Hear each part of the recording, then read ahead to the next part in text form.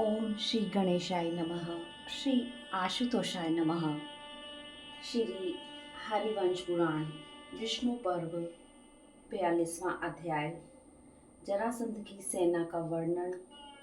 उसका सेना को पर्वत पर आक्रमण करने की आज्ञा देना।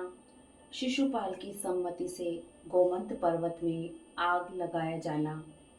पर्वत का जलना तथा बलराम और श्री कृष्ण का पर्वत से कूदकर राजाओं की सेना में आ पहुंचना। विषमपायन जी कहते हैं, जन्मेजय तदंतर समस्त राजाओं का राजा महातेजस्वी जरासंध वहां आ पहुंचा। उसके पीछे अपनी अपनी सेनाओं के साथ दूसरे भी बहुत से नरेश थे। कहीं अस्त्र शस्त्र के ज्ञाता पुरुषों द्वारा भली भांति सिखाए गए विशाल एवं प्रचंड बलशाली अश्वों से युक्त रथ युद्ध उपयोगी सामग्रियों से संपन्न होकर आगे बढ़ रहे थे।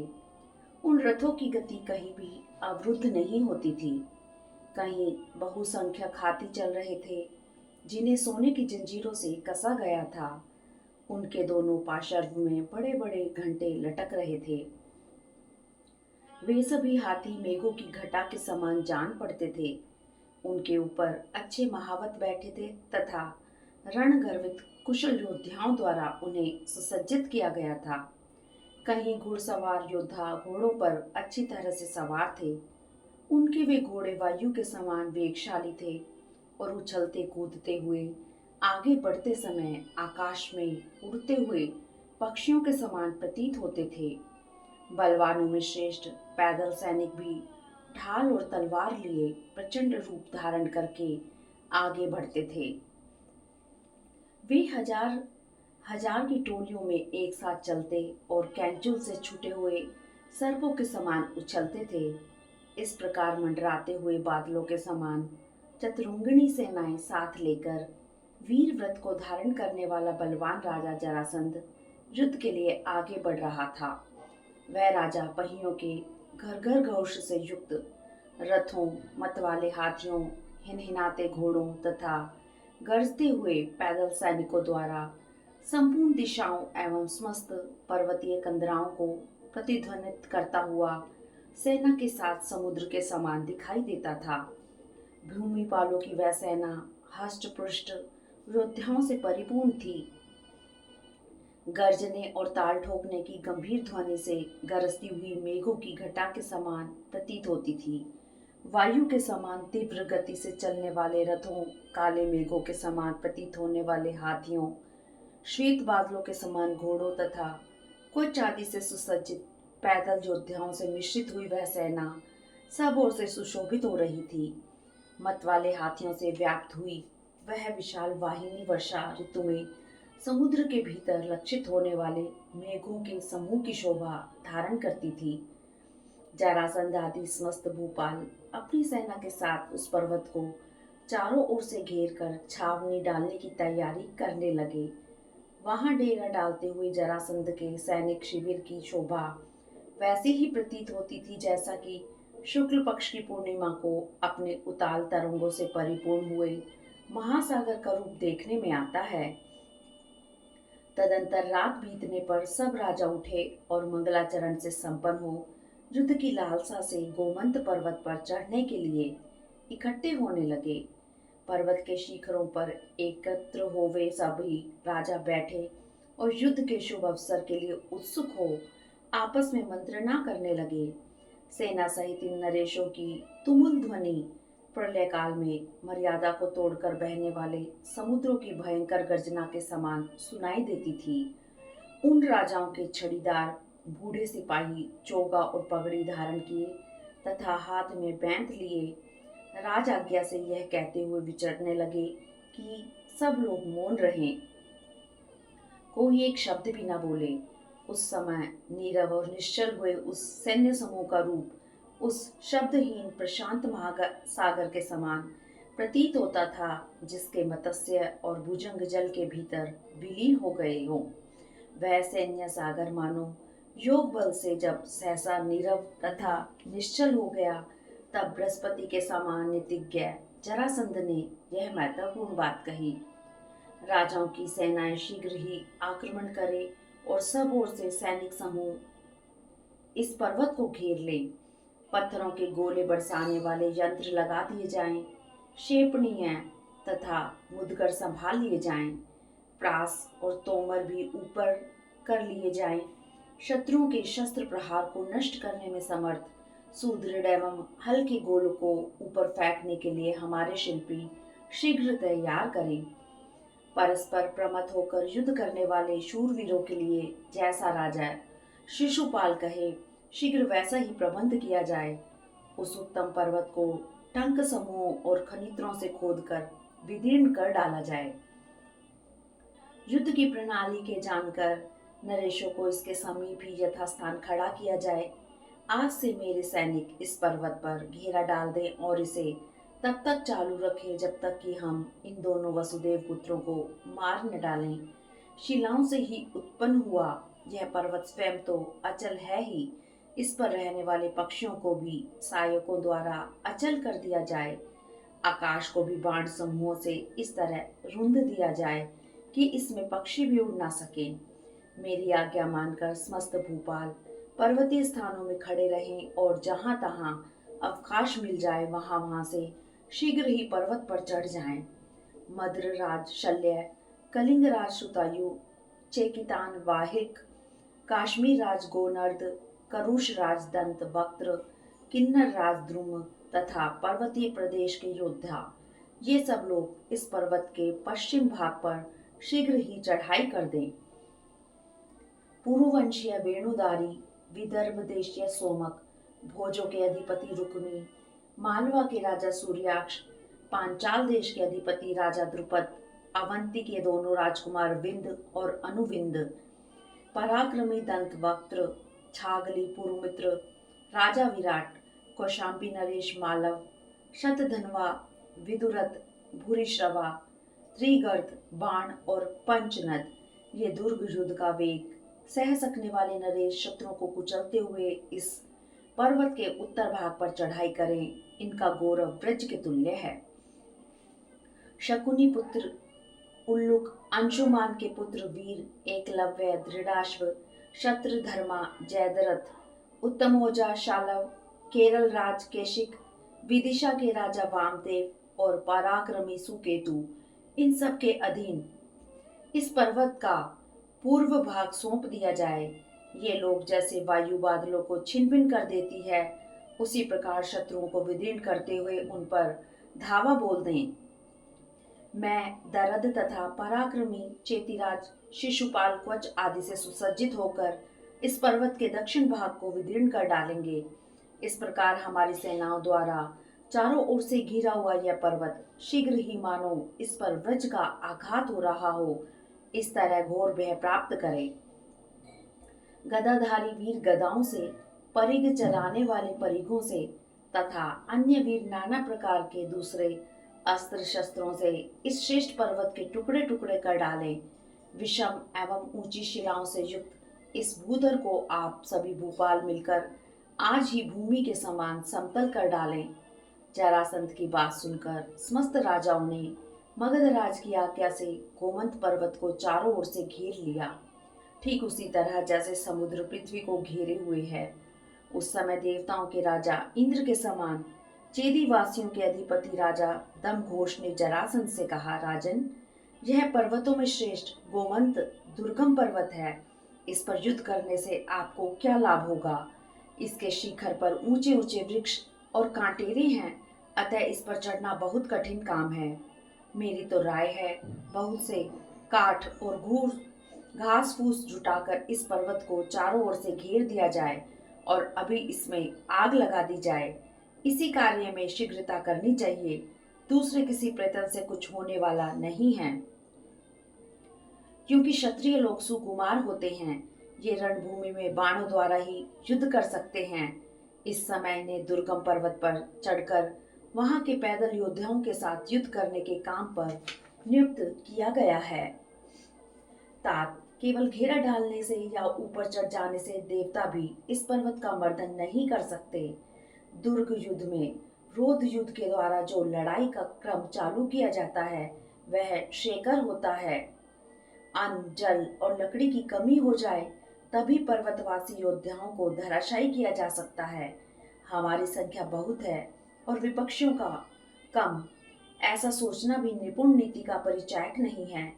ये दोनों यदुवंशी भी युद्ध के लिए तैयार खड़े हैं, अतः इनकी अवहेलना नहीं करनी चाहिए। इनके पूरे पूरे बल का ज्ञान किसी को नहीं है। ये दोनों देवताओं के समान तेजस्वी सुने जाते हैं। अपने कर्मों से ये अमर जान पड़ते हैं, क्योंकि बाल्यावस्था में ही ये अत्यंत बलशाली हैं। यदुकुल के इन श्रेष्ठ पुरुषों ने इस जगत में बड़े बड़े दुष्कर कर्म किए हैं, अतः सूखे कांटों और तिनकों से आवेष्टित करके इस उत्तम पर्वत में हम सब लोगों से आग लगा देंगे। इसमें अचेत होकर वे दोनों भस्म हो जाएंगे। यदि आग से जलते हुए वे दोनों हमारे पास से निकलेंगे तो हम सब लोग मिलकर इन्हें मार गिराएंगे। इस तरह उन दोनों को अपने जीवन से हाथ धोना पड़ेगा। राजाओं के हित की बात बताने वाले चेदी राज ने जो बात वहां कही वह सेनापति सहित समस्त राजाओं को अच्छी लगी। तदंतर उन्होंने काठ, कबाड़, घास फूस और सूखी डालने वाले वृक्ष लाकर उनके द्वारा उस गिरिराज गोमंत में आग लगा दी। उस समय आग की ज्वालाओं से घिरा हुआ वह पर्वत सूर्य की किरणों से आवृत मेघ के समान प्रतीत होता था। इसके बाद शीघ्रता पूर्वक पैर बढ़ाते हुए राजाओं ने जहां जैसा हवा का रुख था उसके अनुसार तुरंत ही पर्वत के चारों ओर वह आग फैला दी। वायु से प्रज्वलित हुई आग वहां सब ओर से ऊपर को उठने लगी और धूम युक्त ज्वाला मालाओं से प्रभा से आकाश की शोभा बढ़ाने लगी। सूखे कांटों के ढेर ही जिसकी जड़ थे, वह आग वायु के सहारे से बढ़कर कमनीय वृक्षों वाले शोभा संपन्न गोमंत पर्वत को चारों ओर से दग्ध करने लगी। उस आग से दग्ध होता हुआ गिरिराज गोमंत बड़ी बड़ी शिखाएं छोड़ने लगा। वे सैकड़ों शिलाएं सौ सौ टूक होकर गिरते समय बड़ी बड़ी उल्काओं के समान दिखाई देती थी। लपटों से ऊपर को उठती हुई वह आग उस पर्वतराज को सब ओर से प्रभावों द्वारा विधि पूर्वक लीपती सी प्रतीत होती थी, ठीक उसी तरह जैसे सूर्यदेव अपनी किरणों द्वारा मेघों की अनुलिप्त कर देते हैं। पकती हुई धातुओं, जलते हुए वृक्षों तथा घबराए हुए हिंसक जंतुओं से युक्त वह पर्वतराज ऐसा जान पड़ता था मानो व्यथा से पीड़ित होकर रो रहा हो। आग से दग्ध होकर तपा हुआ वह पर्वत सोने, चांदी तथा काले रंग की धातुओं के पिघले हुए रसों की धारा बहाने लगा। यद्यपि आग से उसका सारा अंग उद्भासित तो उठा था, तो भी उसके ऊपरी भाग में धुएं का अंधकार छा रहा था, इसलिए उस पर्वत की अधिक शोभा नहीं हो रही थी।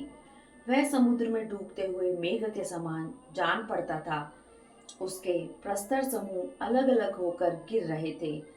उससे कड़े अंगारों की वर्षा हो रही थी।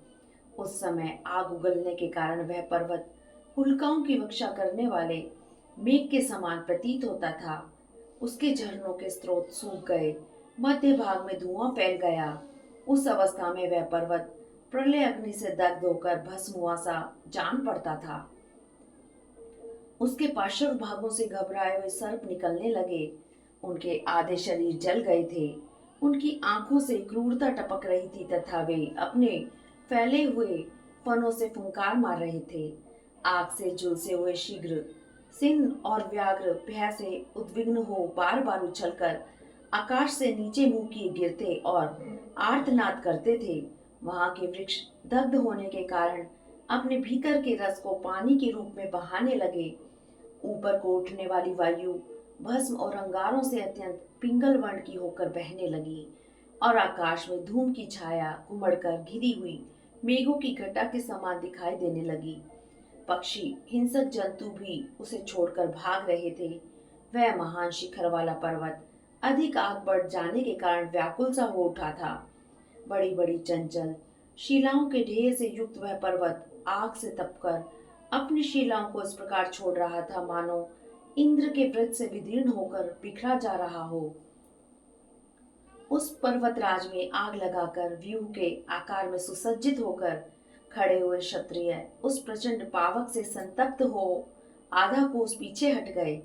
वह पर्वतों में श्रेष्ठ गोमंत नष्ट होते हुए महान वृक्षों के साथ जब इस प्रकार दग्ध होने लगा, धूम भार से उसकी ओर देखना असंभव हो गया और उसका मूल भाग शिथिल होने लगा। तब बलराम जी ने केशी और मधु नामक दैत्यों का संहार करने वाले साक्षात विष्णु स्वरूप कमल नयन श्री कृष्ण से रोषपूर्वक कहा, तात श्री कृष्ण, हम लोगों से वैर हो जाने के कारण इन बलवान भूपतियों द्वारा छोटे बड़े शिखरों और वृक्षों सहित यह पर्वत जलाया जा रहा है। श्री कृष्ण, देखो, चारों ओर आग से तपे और धुएं से भरे हुए इन जंगलों के वृक्षों के निकट ये उत्तम हाथी करुण क्रंदन सा कर रहे हैं। तात, यदि हम दोनों के लिए गोवंत जला दिया जाएगा तो यह संसार में हमारे लिए महान अपयश और कलंक की बात होगी।